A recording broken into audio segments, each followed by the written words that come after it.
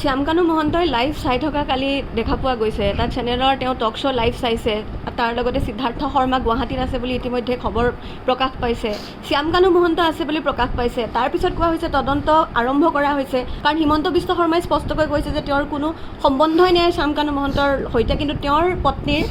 golden threads নামৰ যিটো company সেই কোম্পানীটোৰ কিন্তু নৰ্থ ইষ্ট ফেষ্টিভেল বা ৰঙালীৰ সৈতে ওতঃপ্ৰোত এটা সম্পৰ্ক আছে শ্যামকানু মহন্ত আৰু সিদ্ধাৰ্থ শৰ্মাক চৰকাৰে ইচ্ছা কৰিলে যে গ্ৰেপ্তাৰ কৰিব পাৰিব সেই কথাটো আমি সকলোৱে জানো তেওঁলোক হুজি অল কায়দা মৌলবাদী নহয়তো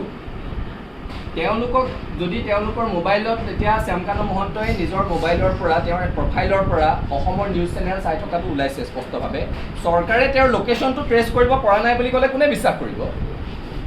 আমি সেইকাৰণে কৈ আছোঁ সিদ্ধাৰ্থ শৰ্মা আৰু শ্যামকানু মহন্তক নিজৰ বিৰুদ্ধে থকা সাক্ষ্য প্ৰমাণখিনি নোহোৱা কৰি এটা সুবিধাজনক পৰিৱেশত আত্মসমৰ্পণৰ সুযোগ দিব নালাগে তেওঁলোক দুয়োজনকে গ্ৰেপ্তাৰ কৰিব লাগে